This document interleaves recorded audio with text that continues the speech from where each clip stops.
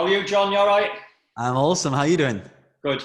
Running a bit late. Were you in a meeting, did you say? Yes, apologies for that. No, You no, know, it's you gotta fine. deal with the board Good. meetings, right?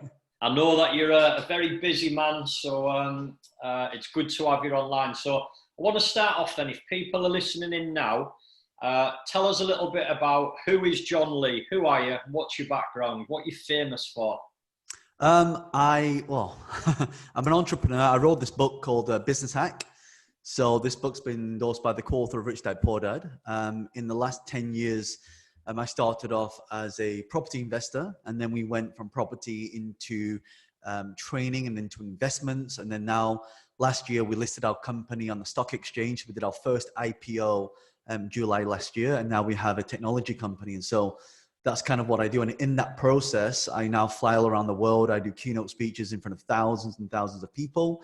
And that's also now gained me a following of 5 million people that follow me on social media. So Wow. in a nutshell, that's how it all started. Yeah, and what over what period of time have you built that 5 million audience? Because that's pretty impressive, John.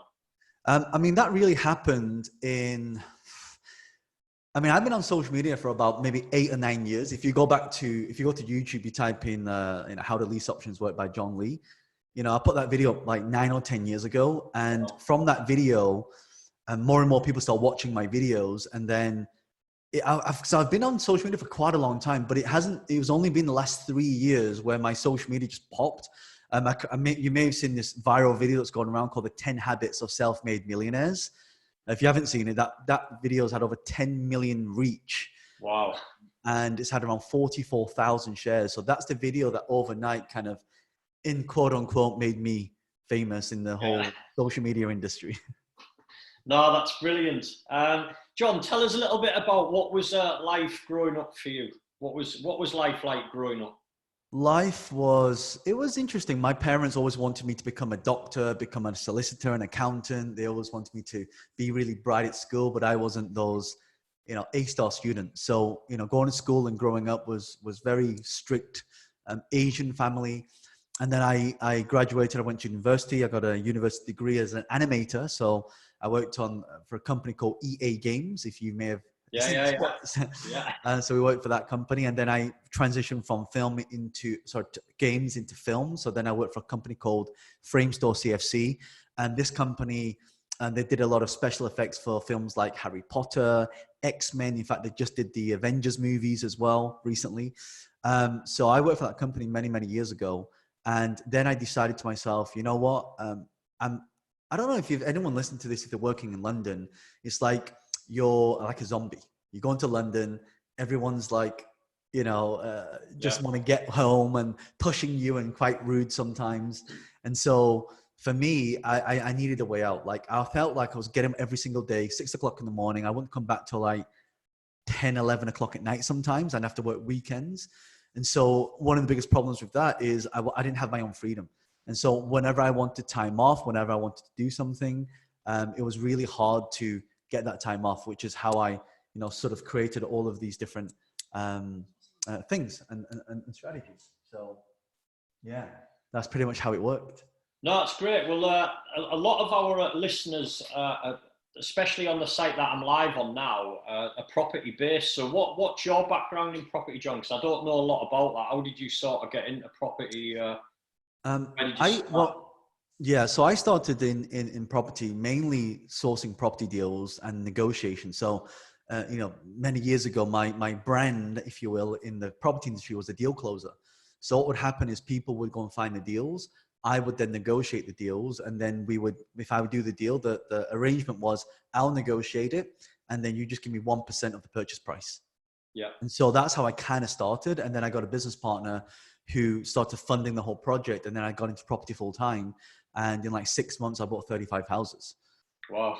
So I was using a lot of different techniques, like going to buy properties, those sourcing deals. But one thing I realized is that you don't have to have all the money to start in property. And this was one of my big beliefs. I thought that you had to become a millionaire to be able to buy properties. And what I realized is if you find the deal, the money will find you. And so I just got really, really good at negotiating deals. And I just got smart at working with the right people. And then I met this guy called Vincent Wong. He wrote a book called Property Entrepreneur, and then he's the one that had these websites. I don't know if have you ever heard of a company called WeBuyAnyCar.com? You heard of that? Yeah. Yeah. So he kind of had the property version of that, where if you wanted to sell your house, he'd buy any property, but the condition is it had to be a 30% discount. So then I partnered with him. He would source the deals. I would negotiate them, because I truly believe that anyone watching this live right now is that you've got to have the skills to pay the bills. You've got to upskill yourself in any time that you like, anything you do. And so I just upskilled myself in the terms of negotiation. And then I started finding all these people like Vincent Wong who'd give me all these deals, and I'd keep some of them. Some of them I would rent. Some of them I would flip onto other people. So I would keep myself. And then that's how it evolved. And when I made my first million at the age of 27, then I took that money and started becoming an investor. And then we started a training company, consulting company, tech company, online businesses. And so we really diversified into all these different industries. No, that's brilliant. So do you still invest in property now, or have you kind of took a bit of a back step from that? I'm more of an investor in tech, because I believe that, I think property is really good as a foundation, but I own enough properties now that, I want to diversify in case, like all this stuff that's happening now with this whole virus thing. Like I learned something from Elon Musk, and he always said, never put all your eggs into one basket. And so I started that. I still buy, I just bought a £2 million property not so long ago, actually. And that was for me, and when I bought it, I used all the skills of negotiation, buying it below market value. So I still kind of dabble in property. I still have properties. And if a good deal comes along, then, we'll definitely snatch it up. But my focus now is now that I've taken my company public and we've done our IPO, is to really take that to $1 billion valuation. Wow. So that property you just bought, did you say that was for yourself? Was it that recent? Yeah. So the great thing about these strategies, you can use these to buy things for yourself as well as investments. Yeah. I say that to some of my mentees, that you'll never look at property the same way after doing the training once, because for me now, like probably the last 4 or 5 houses I've bought that I've lived in, they've all been below market value. I've managed to be able to get myself really good deals by, again, just like you say, using your skills. Yeah, skills pay the bills, my man. Yeah. So, John, tell us, what's the greatest achievement that you've had in life? Personally or business? Either. Something that sticks out to you. Personally, it was having my daughter. When my daughter was born, all my priorities changed. Yeah. I do a whole tour. I fly all around the world giving keynote speeches. And when she was born, before it was like, okay, let's fly to Australia. Let's spend 2 weeks out there. Now it's like, okay, what's the latest flight I can get? And can I fly there, speak, and fly back on the same day? Yeah. So I truly believe that it's not just about, the reason why we become entrepreneurs is to really live the life that we want to live, and also leave behind all the things that we don't want in our lives as well. So if you're not happy about something, then you got to do something to change it. And so I think for me, that was my proudest moment, because they say that when you're a dad or you become a father, you just have this unconditional love. And I never quite understood when all my friends who were fathers said that to me, because I became a father a little bit later on than a lot of my friends. And so personally, that was a huge, for me it changed my life. Second, and business wise, it's interesting. It's not like, people will say, John, your big achievement must have been taking your company public and having your company on a stock exchange, having this ticker and people can invest in your company. That was a huge investment and achievement. But actually, my biggest one, I remember that when I put my first online business up, and I'll tell you the story. So when I was doing real estate back then, a lot of people always come to me and say, John, how do you invest in property? And then all these people invite me out for coffee, and I'd be going for coffee, and every single day I've been going for coffee. And then what I realized, I thought, I'm working hard here. I should be working smart. So what did I do? I then created a PDF document that put everything in there. And then when people come to me, I would give it away for free. And I remember one time this started to circulate, and I went to speak at an event. And at the end of this event, someone said to me, oh, John, I heard that you wrote this report. How much is it? And I couldn't believe that someone actually asked that question. So I decided to go. That's when I realized, Stephen, that it's something in my head that people value more than I do. And so what did I do? I then went home and I created this little amateur web page. I got a PayPal link. I put it in there, and I got all my business cards, and I put it all into a spreadsheet, and I wrote an email with a PayPal link, and I sent it out. And you know what? in less than 7 hours, I went to bed, I woke up, I made £17,500 whilst I was sleeping. Oh. That, it's nothing compared to what we make now, but that was my true feeling of creating something from nothing and making it into something. No, absolutely love that. Who's the person who's had the biggest impact on your life and why? Dead or alive? Yeah. Okay. One person that's really, I guess, given me the mindset, apart from my own family, who's kind of molded me to who I am today, is a gentleman by the name of Steve Jobs.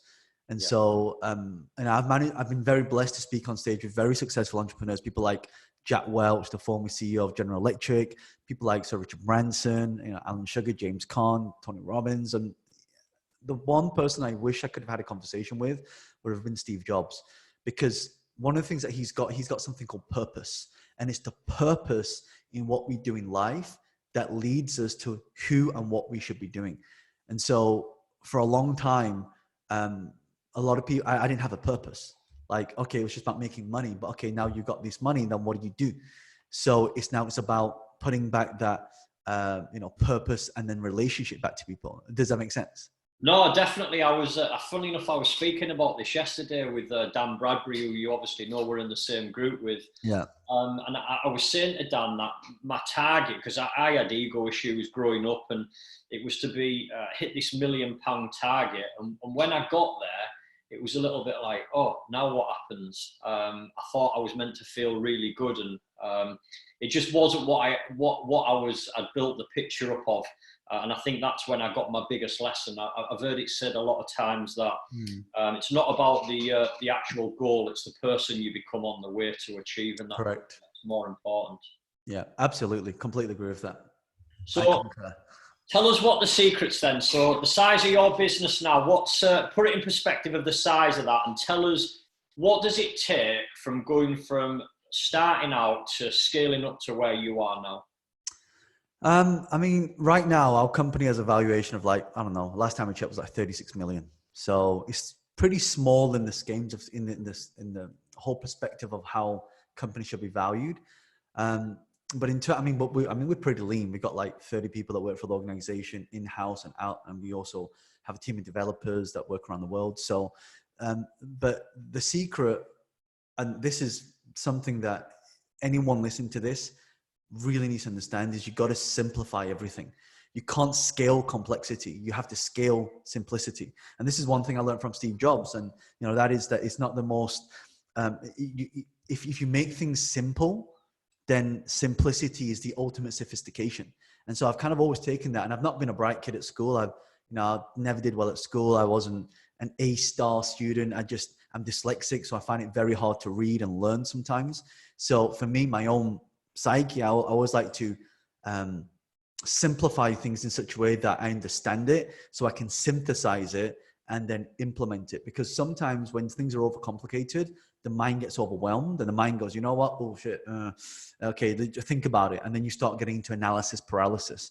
And so I find this a lot, that when you simplify into steps, 3 or 4 or 5 steps, and you put things into steps, it's much easier to digest. And there's that saying, if you want to eat an elephant, how do you do it? You don't eat the whole thing, you eat it bit by bit. So this is the whole psychology of how you scale the company. And so right now we have something very simple. So our software company now, we one of the things we realized, and I realized this about 4 years ago, is that as we go on in life, more and more people are going to want to have to earn additional sources of income. And I'm certainly seeing that right now during these times where people are stuck at home, they don't know what to do. And if you look at the search term, work from home or online business ideas, the search volume has gone up by about 50 times. So, and I look at this, I see the surge. And so I just invested around £3 million and about 4 years of my life creating a software. It's called Membby, MEMBBY. And we're going to be launching that pretty soon. But that software is going to allow everybody who is a coach, a consultant, a trainer, speaker, author, mentor, private tutor, personal trainer, anyone who puts content online, to be able to get paid to put content online. So you upload all your content, some will be free, some will be paid, and people can watch some of it. And the ones that they can't watch, they have to pay to unlock everything. And so you charge a small fee. So everybody now, imagine if you have 1,000 people that pay you $10 a month, you make 10,000 a month. It's 120,000 a year. So that's what I've spent the last 4 years working on. And this is something that we're going to be pushing out there. Awesome. I love that. I'm guessing from going from where you've been to scaling what you are now, what's the most impressive cock up you've made that you can laugh about now in business? Oh my God. I think one of the things is not being able to adapt to what's not working. Sometimes we have a lot of ego. We're like, oh yeah, we know what we're doing. And actually you wake up one day and you go, actually, I have no idea what I'm doing. Yeah. And so I remember there was one time where we just kept pushing this one event. So we used to run a lot of events and seminars where people would come and they would learn. And then we would keep pushing out the same thing. And then what I realized was, shit, like, this is what I want people to want. It's not what they want. And that's when I realized that you got to give people what they want and sell them what they need. I remember I put out an event one time called How to Negotiate with Motivated Sellers. And what I realized is that when I marketed it, no one signed up for anything. I was like, why isn't anyone signing up? Like, everybody needs this. And when we started calling people, people were like, oh, John, I don't really want to negotiate. I just want to do some deals. And the more people I started to talk to, the more feedback I would get from that. And then I realized, oh my God, I'm doing it all wrong. Yeah. Like, what people want is they want to have those negotiation skills. And so what happened? I then renamed that event to 52 deals in 52 weeks. And then it sold out. So then I realized that when you get big, you think you know everything, you actually know nothing. And so we always must continue to educate ourselves, to upskill ourselves in any possible way, shape or form. Yeah, and I think that's the common thing, John. Like anybody any mastermind group that I've been in, and obviously working in the same group with you, it's the amount of time and money what people invest in themselves. It's just a common theme across everyone, isn't it? And I'm guessing that's important in your life. Who's been the best mentor that you could individually pick out that you've had? I got two. One is a guy called Ying Tan who started, I remember this was like 12, 13 years ago. So for him to mentor me, he wanted £10,000, right? And you could imagine when I went home and told my partner at the time, I'm like, oh, I want to learn this thing. And, it's only £10,000. And she said, what's it for? I said, yeah, I'm going to learn to become a property millionaire. And the first thing she said to me is, John, it sounds like a scam. Yeah. Right. And then, but for me, I still really wanted to learn how to do it. So then I didn't have any money. So guess what I did? I sold my car. Right. And I sold my car. And then at the time I had a Honda S2000 convertible, beautiful car, like 256 brake horsepower. And then I sold it for 15,000. I paid this guy £10,000 for just 2 days of coaching. And that changed everything. Wow. Because one thing I realized is that people who are wealthy know things that people who are not wealthy know. And so the more I talk about this, the more I understand it, the more I implement it. And all those people that said that it was a scam are now asking me, well, John, can you teach me how to do it now? Yeah. So it's a very bizarre thing. So he was one of them. The second was a guy called Vincent Wong. So he's now my business partner, 50% shareholder, stakeholder, and also co-CEO of Wealth Dragons Group PLC. So we started that company together many, many years ago. And, he has been a big inspiration to a lot of the work that I do, not just personally, but also in business as well. Yeah, I love that. And that sacrifice as well, I think, is another thing that's a thing that runs across people who've done well for themselves. I was speaking to Peter Sage a couple of months ago, and I know you were both on a particular podcast, probably, what was that, 4 or 5 years ago on Monday, wasn't it? And Peter was saying about how he used to 17-year-old sleep in his car and take things to the boot sale and just sort of start out. And that's sort of where he started his journey. I think one of the things, and obviously this podcast is called Discipline. What discipline do you apply? Because I personally believe that anyone who's having any success has to be applying discipline. That's the foundation behind it. Yeah. What's your take on that, and what discipline do you apply to your success? And that's a really good question. Funnily enough, my discipline is not to do with business; it's to do with health. I've been on a plant-based diet now for a while, and that gives me the energy to do the things I want. Because I truly believe that it's not about, because if you're healthy, you're wealthy. There's no point in being wealthy and sick. Yeah. And so my routine: 10 p.m. I go to sleep. I wake up at 5. First thing I do, I go downstairs. I've got alkalinity in here, so it's all the pure green extracts, because your blood is made up of cells, right? And your blood is either sludgy or it's like water, so it's either acidic or it's flowing.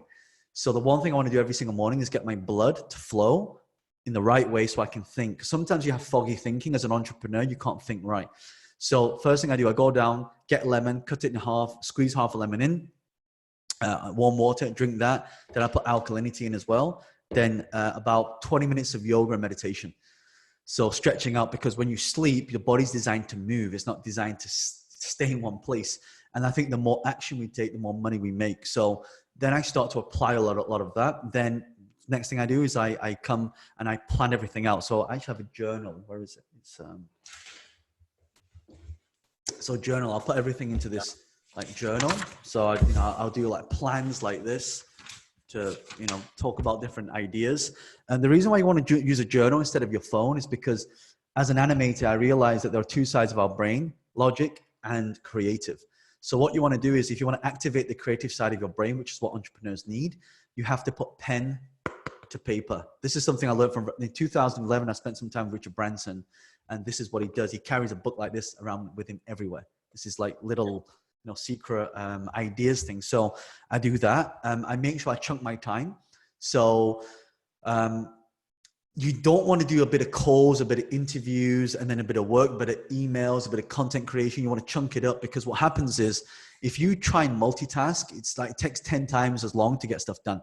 Yeah. So for example, that's why I wake up at 5 or sometimes 6 if I'm, laying in.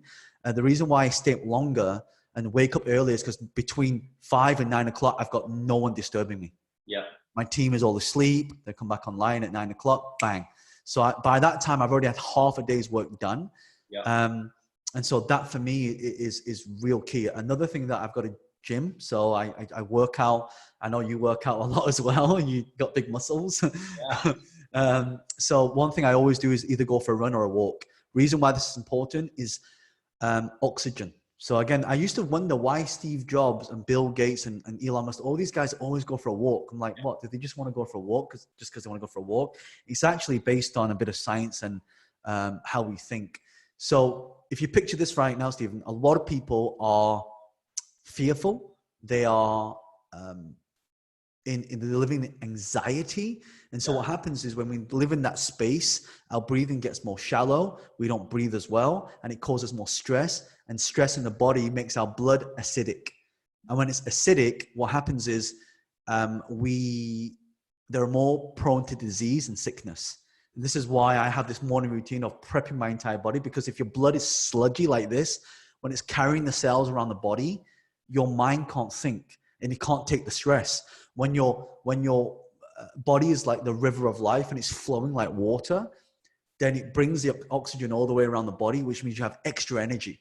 Think of this as like a superpower, right? A superpower of unlimited energy, to be able to do what you want. And as entrepreneurs, we're working like 10, 20, sometimes, 30, 40, 50, 60, 70 hour, 80 hour weeks. Sometimes entrepreneurs don't even sleep. There's been days where I've gone by with no sleep. I'm not saying, by the way, that that's something I condone, because sleep is super important.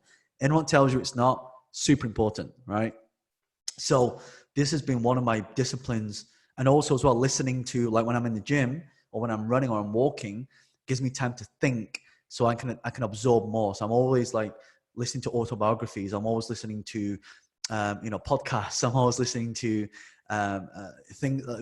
documentaries or something that's going to inspire a thought, which then I can come back and put into this. And then that little seed starts leaking into everything else. Yeah, I love that, John. And very similar to what I do. So I get up at 5 o'clock, start with my drinks, in the gym, journaling. I'm glad you've mentioned journaling, because this is some of my elite training that I introduce them to journaling. And I say to them, even though I'm telling you the importance of this right now, when we come to check in 3 months' time, 75% of you still want to listen to me, even though I'm going to tell you the importance of it. So tell me why you journal, and how important do you put that down to your success, journaling?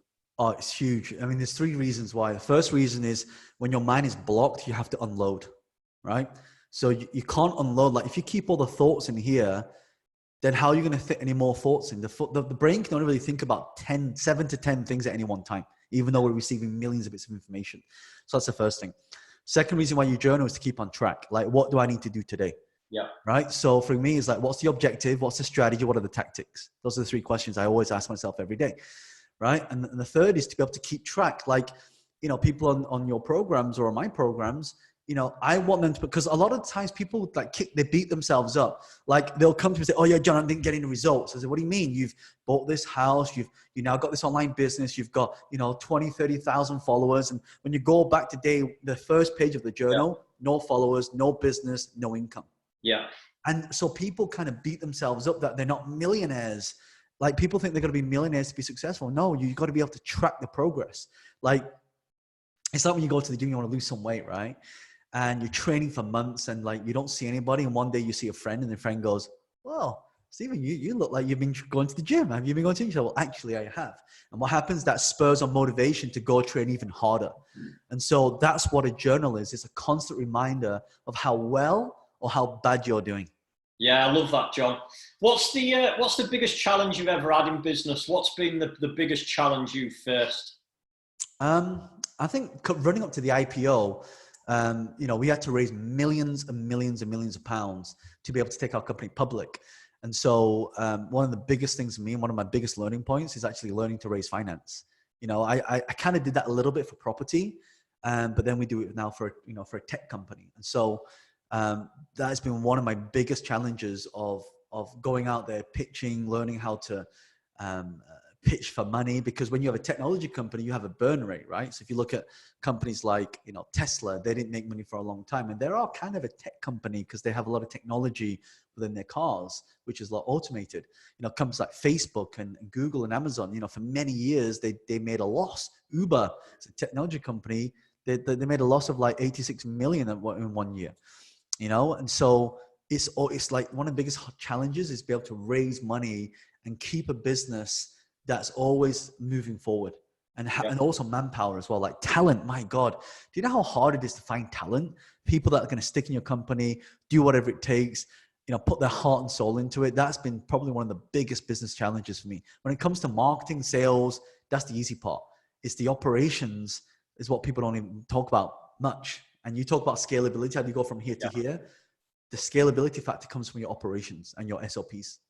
Yeah, I think that's crucial, having the right team around you. I'm going to pick your brain on something now. So I personally raised finance myself, and you've probably seen the post I put in the group the other day about we've had finance knocked back. So I understand that any result is in line with somebody's thinking. So over the last 12 months, I've probably raised around about, from personal investment, probably around about 800K. There's clearly, you're thinking at a higher level to be able to raise millions. What's the difference in 800K thinking a year to millions a year? It's just extra zeros. It's the same process, Stephen. Seriously, it's like if you're going to think, you may as well think big, you know? Sometimes asking too little as well is not good, because it's like, well, the project can't be that big. And what happens is people want to be a part of something. Like for me, you know, our mission is to help people out there to be able to create an income on the side, living life on their own terms. And what I realize is that all successful entrepreneurs, they create something that help other people make money. So instead of now, you know, like before when we used to run training programs, you know, the only piece of people making money was us. And that's great because they get value, we get value. But ultimately, if I can help that person make extra money and I can do that at scale, well, that's where it gets exciting. And so and also you got to look at the whole industry. So if you're raising a lot more money, then you have to have a business plan, right? And you've got to have things like financial modeling. You have to have, you know, projections. You got to have a good story. So right now, if you look at it, you know, e-learning industry is going to be a $350 billion industry by 2021, right? Oh, sorry, 2025. But by 2021, there's going to be 83% of all online traffic is going to be video based. And so if you know these facts and figures, now you have backup of what's happening, and you can only see the trend of what's happening. Social media is getting bigger. Everyone's at home now. Everyone's using these smartphones. I mean, the average time people spend on the phone is like 4 hours and 57 minutes. The average time people pick up the phone is around 109 times a day. So we spend at least a quarter of our daily waking lives on our phone, which is insane. Crazy. Yeah. So if that's where people are spending the time, guess where we need to be? We need to be on there as well. So if you read the book, there's a book called The Art of War, and it's called, it's written by Sun Tzu. And it's a book about warfare. And he says, when you're going to go into war, there's different things. It's climate, it's conditions, it's trends. Like right now, some industries don't work in the current climate right now. And some things do. You look at Zoom, everyone's using Zoom. Zoom share price has gone bang because the climate, the trend is the right timing for this, right? But when everyone was working in offices, it's not good time. I mean, it wasn't really, I mean, people were still using Zoom, but like it's probably gone up like 10 times now. So for us, you know, our events and training company, we used to run a lot of events. I mean, I had an event actually this week, but with 1,000 people, right? So we invested a lot of time, a lot of money, a lot of manpower into that event, hosting that entire event, of which we had to postpone. And so running events right now is not the right climate. It's not the right trend. It's not the right timing, but running online trainings are right time, right climate, and right, timing for this. So it's always these three things. Whenever I coach and mentor people, I'm always talking about, is it the right time? Is it the right trend? Is it the right timing? Yeah. Yeah. And if you can figure that stuff out, and this is why Steve Jobs, I'm so inspired by his work, because he always said that people always said, no one's going to do that. Why would anyone do that? And his reply was, well, how do people even know what they want if they've never even seen it? Yeah. Yeah. It's a good question, isn't it? Yeah. John, let me ask you, what's the vision? Why are you doing what you're doing? What's the driver? Driver is, I started off working as a dishwasher in my mum's Chinese takeaway. I grew up in a place called Burnley, which I'm sure you're familiar with or heard of before. And so it wasn't the most inspiring place to grow up to, especially back in the 90s and the 80s, because there was a lot of, racism that was happening back then. There was, it was very interesting times. And I realized that, and all my family was pushing me like, formal education, be smart, get the grades. And I just couldn't understand why everyone was going to school. If the point of going to school was to get a job and earn money, well, then why would we need to do it that way? And I understand that, we do need doctors. I mean, the frontliners right now are doing an amazing job, and we do need those type of people. But at the same time, wouldn't it be great if we could have people that can make a bigger impact? And so that's why I started doing what I'm doing. I read a book, many years ago called Rich Dad Poor Dad, who, as I said, just, we've come full circle. They've just endorsed my book, which I'm so grateful for, because that book is one pinnacle in my life that changed my life. And so my message to people right now is there are two forms of education. You have formal education, which is still important. And then you also have self-education, and one will make you a living. The other one will make you a fortune. I say, the 9 to 5 pays your bills. The 5 till 12 pays for your freedom. Yeah, I like that. Okay, John, couple of questions to finish off. What would you advise anybody now? So with what's going on in the current situation, what would you advise people right now? What's your take on the whole situation, and what's your advice to people? Okay, so my advice based on trend, timing, and also the whole situation of what's happening right now is definitely everybody needs to move online. In fact, I just created a video, and the video, if you go to my YouTube channel, you can check it out. If you just type in, start an online business, John Lee, there's a full training there with 10 different business models, and it's all free. You can go and watch it. And that really will give people 10 different ideas that they can start. But I always definitely think that right now you're at home, you want to work from home. How do you make money? Like a lot of people are on furlough, which means they can't work. They still, they've kind of been let go from the company, but they're still with the company. They're getting 80% of their income, but they're not allowed to work. So if they're not allowed to work, what can they do? And so I say now, with the time that you have, you now can have as much time as you want to take your knowledge and put it online. And so one of the things that people can easily do is to monetize their IP. In fact, I actually created do you know the hashtag stay at home? Yeah. I created a group called Stay at Home and Start an Online Business. So we've had like 6,000 people that joined that group in like 3 days. Wow. And so we're putting a lot of content in there for people. We're putting a lot of free training. And you asked me what, this is part of me giving back to the community to say, hey, this is how I did it. You can learn from me. It's completely free. And this is part of me giving back, because I know that people who go through a lot of the training in there, they're going to inspire the people around them who are right now lost, who are fearful, who don't know how this stuff works. And now it's really us, and it becomes our duty to be able to serve and give back and take that knowledge to offer to other people. And with that in return, they will then pay it forward and then teach everybody else. So now we can sustain ourselves, because if this ever happens again with this whole virus thing, the income gets cut, they'll be smiling. Yeah. I've loved that, John. One last question, and it's quite a deep one to finish off with. So we're fast forwarding now, and we're at John's funeral, and your family are there, your friends are there, work colleagues. What do you want to be remembered for? What do you want them to say about you? In one word or in a statement? In a statement. Just what would you, well, whatever comes to mind. Well, I want to be remembered as the word possibility. I'm you know what? I'm such an optimistic person. Sometimes my friends, my business partners, my board of directors sometimes say to me, like, you knock on my head, come on, like the film, what is it? Back to the Future, McFly, right? It feels like that sometimes, but I'm so optimistic. I truly, deeply in my soul believe that anything you want to achieve that you can get, but it just requires you to put in the discipline, right? Yeah. It requires you to put in the time, the effort. But I truly, like, I wasn't born with a silver spoon. I'm actually not that clever either.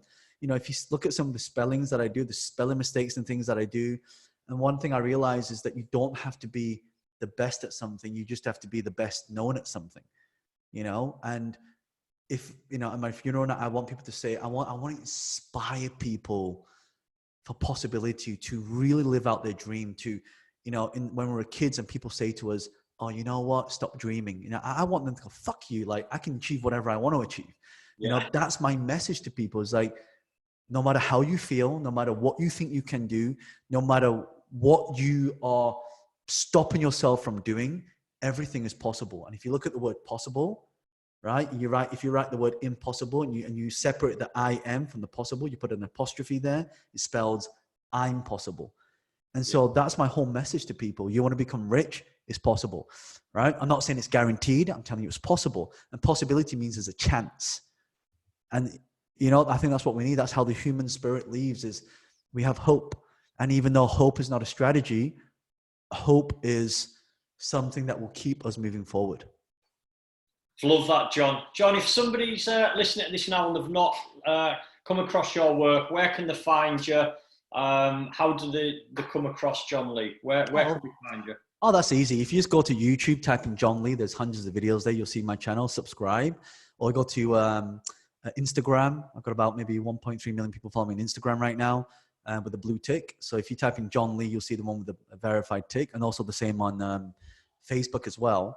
But I've also got a free report for your guys. If your guys ever want to learn how to start an online business or create a course, if you go to www.johnleepdf.com, John Lee PDF. So remember my name in a PDF document. There's actually a document I put together that teaches people step by step on how to actually start and create an online course and then sell it online. And it's completely free. Love that, John. Thanks very much. And no doubt we'll speak soon. Definitely, man. Thank you so much. And thank you for inspiring other people and really getting the whole message of discipline, to really make an impact. I appreciate the work you do, man. Awesome. Love you, John. Take care. See you soon. Bye-bye. Bye, buddy.